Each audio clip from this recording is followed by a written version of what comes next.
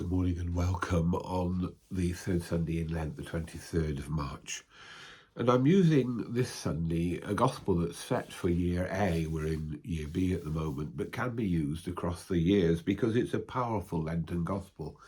This is the icon of the story, Jesus at the well, at the Sychar, the Samaritan well, with the woman there. And it's a powerful unfolding of Jesus' relationship with one person, but also a powerful unfolding of what Jesus wants to say to us all. At the well, Jesus asks the woman for water. It's noon. It's not the usual time for drawing water, and we'll come to that later.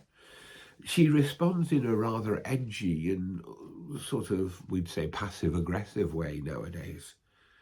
Why do you, a Jew, want water from me? I am unclean to you. Jesus again asks for water and begins to speak about living water, water and the Spirit.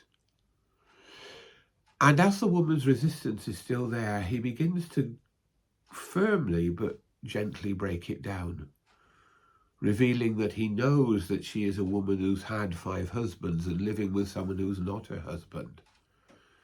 And of course, this means that she is rejected. In her society, women couldn't just walk away from relationships. They were much more powerless. It means she's been rejected over and over again. And she is living in a sort of concubinage and domestic slavery almost. And she's looked down at by everyone, by her fellow women, by her society, by her community, and of course by the Jews.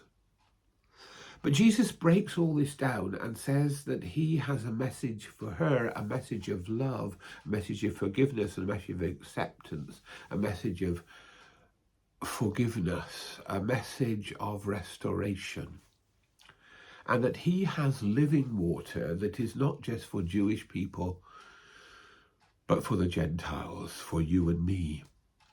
Jesus doesn't just call one group, he calls us all. And he wants to break down the hurt, the sin, the complexity of the things that keep us from coming to him. And we all have to ask ourselves, I have to ask myself, and you have to ask yourself, what stops you being completely open to the love of God? Why don't we open ourselves to let Christ into our lives to transform us? Because this woman is transformed and rushes away to share that transformation with a community that had shunned her. Jesus' love and presence opens new life to her. And Jesus' love and presence opens new life to me and to you. And how do we respond to this? What do we do today? Do we come to him in word and sacrament to receive the living water, to be fed, renewed, strengthened, and made whole? Or do we hold back? Only we can answer that question.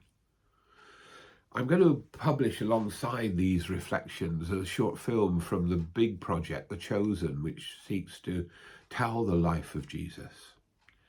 It isn't entirely accurate, but it's a powerful, powerful interpretation of Jesus' message. Read St. John's Gospel, chapter 4. Watch The Chosen and listen to these words, a poem about Jesus' love. I loved the woman at the well before she knew me. I loved Mary Magdalene before she repented. I loved the woman caught in adultery before she was left alone with me. I loved the paralytic man before I forgave his sins and healed him. I love you as you are, not as you will be or could be or should be. I love you whether you love me or not. I will not force my love upon you. but wait patiently until you return to me. And then, the dam breaks.